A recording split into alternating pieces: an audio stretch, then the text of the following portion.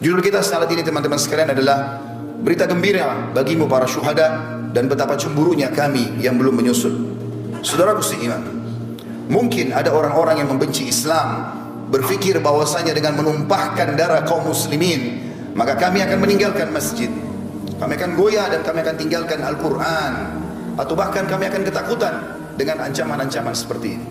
Demi Allah, dari atas mimbar ini kami sampaikan bahwasanya kaum muslimin begitu tertumpah darah para syuhada tidak menambah kecuali keberanian pada mereka, tidak akan menambah kecuali semangat kami memenuhi masjid, tidak akan menambah kecuali kami kembali kepada kitabullah Al-Quran, dan kami makin yakin dengan janji Allah Subhanahu wa taala. Saudaraku seiman, mungkin sebagian keluarga korban bersedih, bukan hanya sekitar di New Zealand. Beberapa waktu lalu kita lihat pembantaian umat Islam secara massal, dibakar di Myanmar, di Cina. Berapa banyak korban di Palestina, dan sebelumnya Sarajevo dan beberapa wilayah-wilayah yang lain. Mungkin di mata sebagian keluarga mereka sedih, tapi di mata kami yang sudah memahami secara hukum syar'i, ini berita gembira. Allah Subhanahu wa taala memilih para syuhada. Selalu dalam sejarah, kata para ulama, peperangan jihad yang benar sesuai dengan Al-Quran yang dan Sunnah dari zaman Nabi alaihi salatu wassalam, perang Badar, perang Uhud, Fathi Makkah, Hunain, dan peperangan-peperangan yang lain, termasuk akhirnya adalah Tabuk sebelum meninggal Nabi alaihi salatu wassalam. Peperangan dipimpin oleh Khulafaur Rasyidin dan para khulafa yang datang setelahnya sampai terakhir dinasti Utsmaniyah. Bahkan beberapa wilayah masih bergejolak seperti di Palestina, beberapa tempat yang lain. Semua itu jumlah syuhada jauh lebih sedikit daripada jumlah yang hidup. Karena kata ulama, karena memang Allah memilih siapa yang paling ikhlas, siapa yang paling layak mendapatkan mati syahid itu, maka Allah Subhanahu wa taala memilih mereka. Seakan-akan pedang, tombak, anak panah dan peluru memilih siapa yang akan mendapatkan syahadah itu. Di perang Uhud, di perang Badar hanya 60 syuhada dari 314 orang. Di perang Uhud hanya 70 syuhada dari 700 orang, kurang lebih 10% saja. Dan seterusnya, semua peperangan dalam Islam umumnya syuhada lebih sedikit. Kata para ulama, siapapun yang masuk di kancah jihad kemudian memang betul-betul dia niat untuk berperang, maka pastikan dia tidak akan mati kecuali memang dia menginginkan syahadah itu. Meninggalnya Abdullah bin Haram, Amr bin Jamuh, Mus'ab bin Umair, Hamzah bin Abdul Muttalib dan beberapa sahabat Nabi ridwanullah alaihim di perang Uhud, karena mereka sudah bertekad dari malam harinya, berdoa sepanjang malam tidak tidur, berharap agar esok harinya mereka mati syahid. Orang-orang yang tidak meminta itu maka tidak akan diberikan oleh Allah Subhanahu wa taala. Jadi dari satu sisi mungkin ada keluarga mereka yang merasa bersedih, tapi sisi yang lain kami cemburu melihat mereka karena telah mendapatkan syahadah. Betapa banyak yang Allah janjikan bagi para syuhada akan kita dengarkan pada kesempatan kita kali ini. Namun sebelumnya teman-teman sekalian, kita akan membaca firman Allah Subhanahu wa taala yang kekal ditilawahkan oleh orang beriman sampai hari kiamat dalam surah Ali Imran ayat 133, dimulai dari situ sampai ayat 150. A'udzubillahi minasyaitonir rajim. Wasari'u ila maghfiratin min rabbikum wa jannatin arduha as-samawati wal ard uiddat lil muttaqin. Dan berlomba-lombalah kalian menuju kepada ampunan Tuhan kalian. Kalau punya dosa segera taubat sebelum datang ajal dan menyesal. Dan kejarlah surga yang luasnya seluas langit dan bumi, hanya disediakan untuk orang-orang yang bertakwa. Surga, kata para ulama di sini dikatakan kejarlah. Kata para ulama tafsir, kejar apapun yang bisa membawa kau masuk ke dalam surga, termasuk puncaknya adalah mati syahid di akhir hidup. Di ayat 134-nya, alladzina yunfikuna fis sarra'i wad dharra'i wal qadhimina al ghaidha wal 'afina 'anil nas wallahu yuhibbul muhsinin. Ciri mereka yang segera berlomba-lomba kepada ampunan Tuhan mereka dan surga, di antaranya mereka sibuk menafkahkan harta mereka, baik di waktu lapang ataupun sempit, kaya ataupun miskin, mereka sibuk mengejar akhirat mereka. Dan orang-orang yang menahan amarahnya, orang banyak memfitnah, menggibah, tapi dia justru mengontrol emosinya, dan juga orang yang suka memaafkan orang lain, maka Allah menyukai orang yang berbuat kebajikan. 135-nya.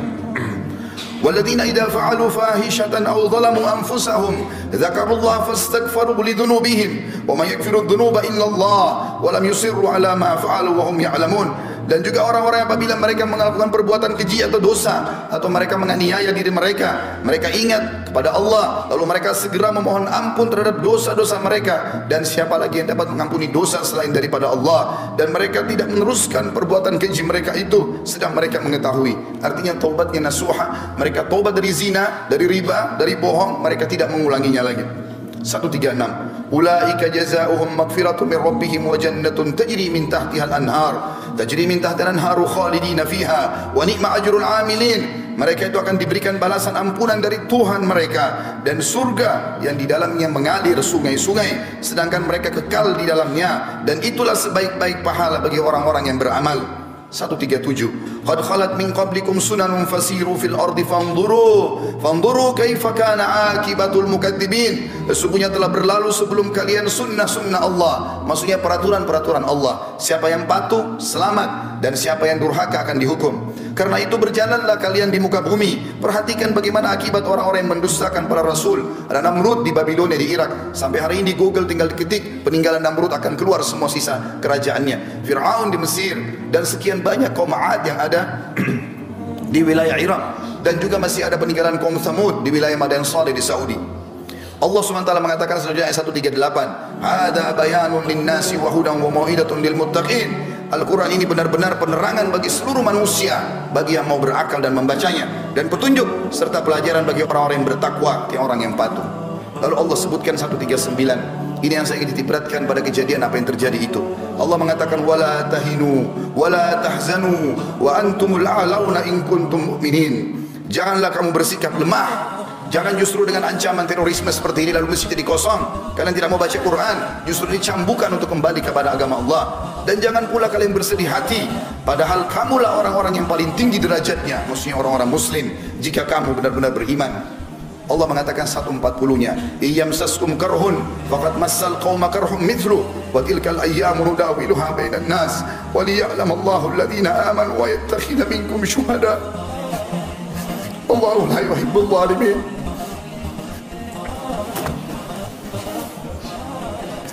Dan jika seandainya di perang Uhud, ayat ini turun pada perang Uhud, seandainya di perang Uhud kamu mendapatkan luka hai muslimin, sesungguhnya kaum kafir juga di perang Badar telah mendapatkan luka yang serupa, dan masa kejayaan dan kehancuran itu kami gilirkan di antara manusia agar mereka mendapatkan pelajaran, dan supaya Allah membedakan orang-orang yang beriman dari orang-orang yang kafir, dan supaya Allah mengambil dan memilih para syuhada, dan Allah tidak menyukai orang-orang zalim. Kata ulama tafsir, khusus ayat 140 ini berarti orang-orang yang mati syahid Allah pilih secara khusus karena ikhlas niat mereka. 141-nya waliyumahhisallahu alladhina amanu wa yamhaqal kafirin, dan agar Allah membersihkan orang-orang yang beriman dari dosa mereka. Semua kejadian yang menimpa orang muslim apapun sifatnya akan jadi pembersihan dosa mereka, dan Allah akan membinasakan orang-orang kafir. 142 Am hasibtum an tadkhulul jannata wa lamma ya'lamillahu alladhina jahadu minkum wa ya'lamus sabirin. Apakah kalian mengira kalian akan bisa masuk surga padahal belum nyata bagi Allah orang-orang yang berjihad di antara kalian, dan belum nyata orang-orang yang sabar. Artinya Allah akan menguji siapa yang paling ikhlas, yang siap untuk membela agama Allah, maka Allah akan pilih mereka.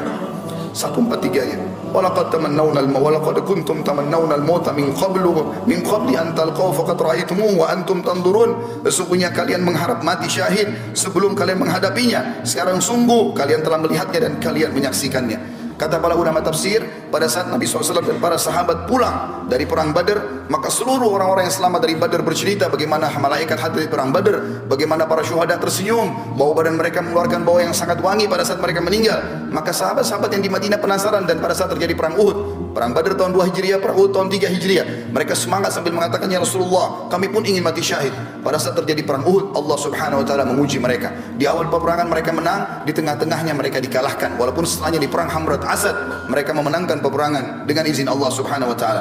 Pada saat itu banyak kesempatan untuk mati syahid. Orang-orang kafir tinggal menusuk orang-orang muslim, bahkan memutilasi mereka. Allah mengatakan, "Bukankah dulu kalian mengharapkan mati syahid? Sekarang depan mata. Kenapa kalian tidak buktikan itu?"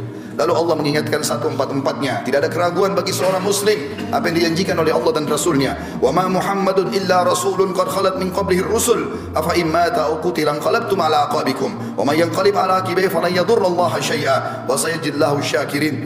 Muhammad itu tidak lain hanya seorang utusan Allah. Sungguh telah berlalu sebelumnya beberapa orang utusan. Apakah jika dia wafat dan dibunuh kamu murtad dan kembali ke agama lain? Atau ke belakang murtad dari agama Islam? Barang siapa yang berbalik ke belakang murtad, maka ia tidak dapat mendatangkan mudarat kepada Allah sedikit pun, dan Allah akan memberi balasan kepada orang-orang yang bersyukur. Artinya pada saat itu ada berita yang disebarkan oleh Ibnu Khami'ah, seorang kafir, naudzubillah, yang telah membunuh Mus'ab bin Umair radhiyallahu anhu. Dia menyebarkan isu kalau dia membunuh Nabi alaihi salatu wassalam. Para sahabat sempat drop pada saat itu, termasuk Umar bin Khattab pun duduk di tanah meletakkan pedangnya. Nanti setelah lewat seorang sahabat yang mulia, Anas bin Nadhr radhiyallahu anhu, yang kemudian dengan kencang dia memicu kudanya menuju ke pasukan kafir sendirian. Maka Umar mengatakan, wahai Anas, kau akan pergi kemana? Dia mengatakan, demi Allah wahai Umar, aku mencium bau surga ada di sana. Aku mencium bau surga ada di sana. Tinggal aku menerobos orang-orang kafir dan mereka membunuhku, aku akan masuk surga. Lalu Umar mengatakan, wahai Anas, bukankah Rasulullah SAW telah dibunuh oleh orang kafir? Kata Anas kata Umar kalimat itu tiba-tiba membangkitkan semangat kami kembali. Dia mengatakan, kalau memang Rasulullah SAW telah terbunuh syuhada sebagai syahid di medan perang ini, maka bangkitlah kalian untuk syahid bersamanya. Maka kata Umar bin Khattab, dan bersama juga dengan Mu'adz bin Jabal, bersama dengan Sa'ad bin Mu'adz radhiyallahu anhu, dua sahabat yang terkenal keberaniannya, menyusul sampai kata Sa'ad radhiyallahu anhu, yang pada saat meninggal dia arsy Allah goncang. Dia mengatakan, ya Rasulullah, kami berusaha mengimbangi Anas bin Nadhr dan kami tidak mampu. Dan pada saat meninggal ditemukan hanya potongan-potongan badannya saja yang dikenali oleh adik perempuannya. Lalu Allah mengatakan 145 menjelaskan kepada kita, bagi muslimin yang masih takut untuk mati, apalagi mati syahid, ini semua adalah ketakutan yang dimasuki oleh waswas syaitan. Karena memang orang pasti akan meninggal pada saat itu, tapi mulialah orang yang meninggal syahid itu sendiri. Allah mengatakan 145-nya, wa ma kana li nafsin an tamuta illa bi idnillahi kitaban muajjala, wa man yurid thawabad dunya nu'tihi minha, wa man yurid thawabal akhirati nu'tihi minha, sanajzi syakirin. Siapa, semua jiwa, semua yang bernyawa tidak akan mati melainkan dengan izin Allah. Kita biar keluar berperang, biar berhadapan sama musuh, biar lagi dalam keadaan bagaimanapun tidak akan mati kecuali ajalnya sudah datang. Sebagai ketetapan yang telah Allah tentukan waktunya. Barang siapa yang menghadapi pahala dunia, dia hanya ingin mengejar kehidupan dunia, niscaya kami berikan kepadanya kebaikan dunia itu. Dan barang siapa yang menghendaki pahala akhirat, maka kami akan berikan kepadanya pahala akhirat, dan kami akan memberi balasan orang-orang yang bersyukur. 146-nya, wa ka'ayyin min nabiyyin qatala ma'ahu ribbiyuna katsirun fa ma wahanu lima asabam fi sabilillah wa ma dha'ufu mastakanu wallahu yuhibbus sabirin. Dan berapa banyak nabi yang berperang bersama-sama, mereka sejumlah besar dari pengikutnya yang bertakwa, yang patuh. Mereka tidak merasa menjadi lemah karena bencana yang menimpa mereka di jalan Allah, dan tidak lesu dan tidak pula menyerah kepada musuh. Allah menyukai orang-orang yang sabar. 147-nya, wa ma kana qaulahum illa an qalu rabbana ighfir lana dhunubana wa israfana fi amrina wa tsabbit aqdamana wansurna 'alal qaumil kafirin. Ini doa yang dianjurkan dibaca dari zaman Nabi SAW sampai hari kiamat nanti bagi orang-orang mukmin yang sedang diuji. Tidak ada doa mereka pada saat mereka sedang menghadapi musuh, menghadapi cobaan, kecuali mereka mengatakan, ya Tuhan kami, ampunilah dosa-dosa kami. Artinya kalau kami takut, berarti ampuni dosa kami itu ya Allah. Dan tindakan-tindakan kami yang berlebih-lebihan dalam urusan kami, dan tetapkanlah pendirian kami, dan tolonglah kami terhadap orang-orang kafir.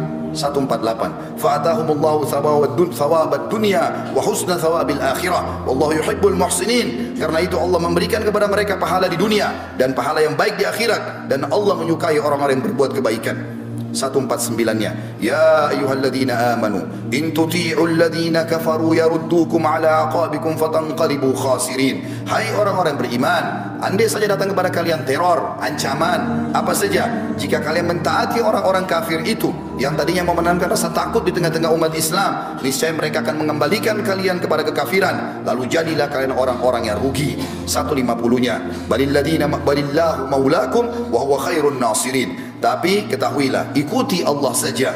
Allah sebaik-baik pelindung dan dia sebaik-baik penolong. Kita tutup dengan 151-nya yang Allah berfirman, sanulqi fi qulubil ladzina kafaru ru'ba bima asyraku billahi ma lam yunazzil bihi sultana wa ma'wahumun nar wa bi'sa mathwal zalimin. Dan akan kami masukkan ke dalam hati orang-orang kafir itu rasa takut disebabkan mereka telah mempersekutukan Allah dengan sesuatu yang Allah sendiri tidak pernah menurunkan keterangan tentang itu. Tempat kembali mereka adalah neraka, dan itulah seburuk-buruk tempat kembali bagi orang-orang yang zalim. Saudaraku seiman, orang-orang yang mati syahid banyak sekali. Bisa mati di medan perang, bisa juga mati dengan cara yang lain. Sebagaimana cukup banyak ditanyakan oleh Nabi SAW dalam hadis Bukhari kepada para sahabatnya, siapa yang kalian anggap orang mati syahid? Maka mereka mengatakan yang mati di medan perang ya Rasulullah. Kata Nabi SAW, kalau begitu syuhada umatku sangat sedikit. Ketahuilah, siapa yang meninggal kena penyakit perut, siapa yang meninggal kena penyakit taun atau pes, dan siapa yang meninggal karena membela dirinya, membela keluarganya, membela hartanya, maka semua itu dihitung mati syahid.